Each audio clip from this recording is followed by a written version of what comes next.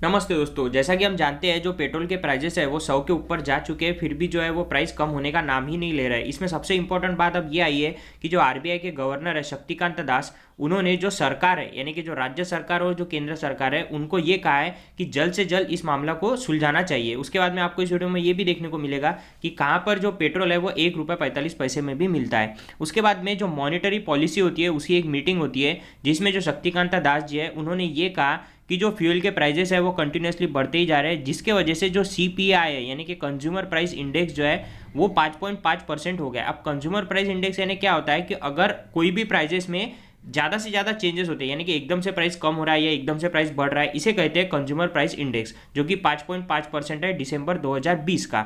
उसके बाद में जो शक्तिकांत दास है उन्होंने ये भी कहा है कि जो इनडायरेक्ट टैक्सेस है वो कहीं ना कहीं कम करने की ज़रूरत है, क्योंकि इसके पहले जो इनडायरेक्ट टैक्सेस लगते थे वो 54% ही लगते थे, यानी कि 100 रुपये का पेट्रोल होता था तो उस पर 54% टैक्स लगता था। लेकिन अब जो टैक्स है वो 60% भी लग रहा है। तो उन्होंने ये कहा है कि सरकार, जो दोनों ही सरकार है, केंद्र सरकार और राज्य सरकार, उन्होंने मिलकर इस मसले को जो है वो सुलझाना चाहिए। उसके बाद में अगर आपने मेरा ये वीडियो नहीं देखा है तो इसका लिंक मैंने डिस्क्रिप्शन में दिया है, इसे जरूर देखिए, जिसमें आपको ये पता चलेगा कि जो पेट्रोल है या फिर जो डीजल है उसके प्राइजेस जो है वो कंटिन्यूसली क्यों बढ़ रहा है और हर कंट्रीज में ये जो प्राइस है ये अलग क्यों होता है। साथ ही जो एलपीजी गैसेस है उसके जो प्राइस है वो भी काफी ज्यादा बढ़ गए हैं। तो जो आम नागरिक है उनकी इस पर क्या प्रतिक्रिया आई है, चलिए उसे देखते हैं।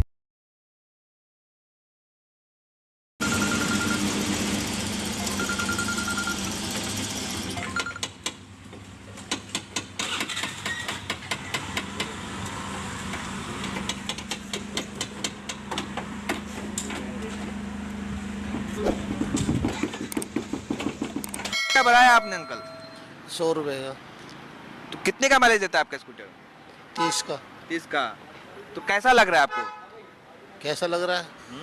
बस दिल में मन में तो बहुत सारी गालियाँ आती हैं, लेकिन अंदर ही अंदर पी जाते हैं, क्या करेंगे। पहले 7 रुपये लीटर, 10 रुपये लीटर, 20 रुपये लीटर, 40 रुपये लीटर जब भी डलाते थे। अब मजबूरी है, अब एक दफ़ा बस से साइकिल से आएंगे, एक दफ़ा स्कूटर से जाएंगे। तो गर्व महसूस कीजिए ना, बाबा रामदेव कह रहे गर्व महसूस कीजिए, आप देश के काम आएगा आपका। वो 1.5 आँख वाला तो मिल जाए ना कहीं पे। 1.5 आँख वाले के लिए तो कसम खा रखी है। 1.5 आँख वाला रामलीला ग्राउंड से भागा था। मैं दिल्ली 6 में रहता हूँ।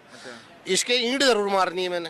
1.5 आँख वाले के जो आंख बंद करके बोल रहा था ना, जो शलवार पहन के भागा था, मियाँ भाइयों ने शलवार दी थी उसको, वो पहन के भागा था। ये 30 का पेट्रोल मिलेगा भाइयों, 30 के पेट्रोल पर डलवाओगे 400 का सिलेंडर। तो जैसा कि मैंने वीडियो की शुरुआत में आपको कहा था कि 1 रुपये 45 पैसे प्रति लीटर पेट्रोल कहाँ पर मिलता है, तो वो मिलता है वेनेजुएला में। उसके बाद में ईरान में 4 रुपये, अंजोला में 17 रुपये, अल्जीरिया में 25 रुपये, कुवैत में 25 रुपये, सूडान में 27 रुपये, कजाकिस्तान में 29 रुपये और कतर में 29 रुपये। ये जो मैंने आपको बताया ये 22 फरवरी की जो प्राइस है वो मैंने आपको बताई है। उसके बाद में अगर हम बात करें कि ये जो आखिर जो ऑयल प्राइजेस है वो इतना हाई क्यों हो रहे हैं इंडिया में, तो इसके लिए जो सबसे इंपॉर्टेंट बात है वो ये है कि इंडिया जो है वो 3rd लार्जेस्ट ऑयल मार्केट है, यानी कि इंडिया जो है वो सबसे ज़्यादा 3 नंबर पर आता है जो ऑयल का यूज़ करता है। उसके बाद में इंडिया जो है वो करीबन 211.6 मिलियन टन पर ईयर जो है वो यूज़ करता है, लेकिन हम सिर्फ 35 मिलियन टन है जो है वो ऑयल जो है वो बना पाते हैं, यानी कि 35 मिलियन हम बनाते हैं लेकिन हमें ज़रूरत जो है वो है 212 मिलियन की। तो कहीं ना कहीं जो हमारा डिमांड है वो काफ़ी ज़्यादा है। इसके लिए हमें ये समझना होगा कि पूरे वर्ल्ड में जो क्रूड ऑयल बनता है वो आखिर बनता कहाँ पर है।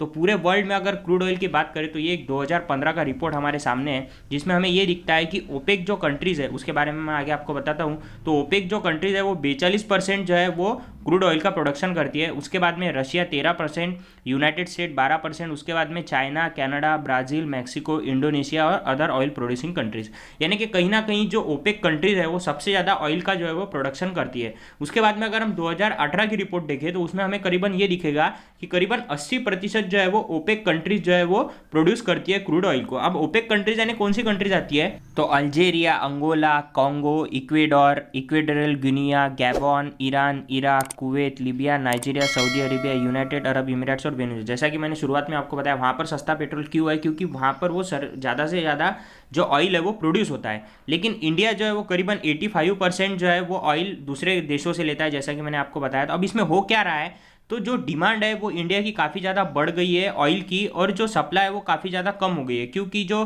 कंट्रीज़ है ओपेक की वो कहीं ना कहीं, जैसा कि सऊदी अरेबिया जो है वो इंडिया को सप्लाई नहीं करना चाहता है। उसके बाद में अगर हम बात करें कि वर्ल्ड प्रोडक्शन और वर्ल्ड कंजम्पशन का क्या रिपोर्ट है, तो अगर हम बात करें 2020 के चारों ही क्वार्टर की, तो चारों ही क्वार्टर में वर्ल्ड का जो कंजम्पशन है वो काफ़ी ज़्यादा कम हो गया था, जैसा कि हम हरे कलर का ग्राफ देख भी सकते हैं, और जो वर्ल्ड का प्रोडक्शन है वो करीबन उतना ही था। लेकिन अब 2021 में क्या हुआ है कि जो एकदम से जो कंजम्पशन कंजम्पशन है वो एकदम से बढ़ने लगा है, इसके वजह से जो प्रोडक्शन है वो रेस पर नहीं आया है, इसीलिए कहीं ना कहीं जो ऑयल के प्राइजेस है वो भी काफ़ी ज़्यादा बढ़ते जा रहे हैं। अगर हम ये रिपोर्ट की बात करें तो ये रिपोर्ट में हमें ये दिख रहा है कि भले ही अप्रैल 2020 में क्रूड ऑयल के प्राइजेस जो थे वो काफ़ी ज़्यादा कम हो गए थे क्योंकि कोरोना वायरस की वजह से, फिर भी जो सरकारें हैं उन्होंने इस पर एक्साइज ड्यूटी और टैक्स जो है वो कम नहीं किया था क्योंकि वो रेवेन्यू जनरेट करना चाहते थे। उसके बाद में अगर हम बात करें तो अगर आखिर इसका सोल्यूशन क्या है, तो इसका जो सोल्यूशन है वो ये है कि जो सेंट्रल गवर्नमेंट है या फिर जो स्टेट गवर्नमेंट है वो मिलकर इस पर फैसला ले सकते हैं, और मिल पर फैसला लेने के बाद में वो जो एक ऑयल प्राइस है उसे फिक्स कर सकते हैं। जो दूसरा ऑप्शन है वो ये है कि हम जो कंट्रीज से ऑयल इंपोर्ट करते हैं उसमें अगर हम ईरान या फिर वेनेजुएला से इंपोर्ट करेंगे तो वो हमें सस्ता गिरेगा, क्योंकि वेनेजुएला और ईरान में जो है वो पेट्रोल काफ़ी सस्ता मिलता है, जैसा कि वीडियो की शुरुआत में मैंने आपको बताया था। उसके बाद में हम एक और चीज़ कर सकते हैं, वो ये कर सकते हैं कि जो भी मेजर सप्लायर्स होते हैं यानी कि जो ज़्यादा अमाउंट में हमें सप्लाई कर सकते हैं उनसे हमें कहीं ना कहीं जो क्रूड ऑयल है वो लेने की ज़रूरत है।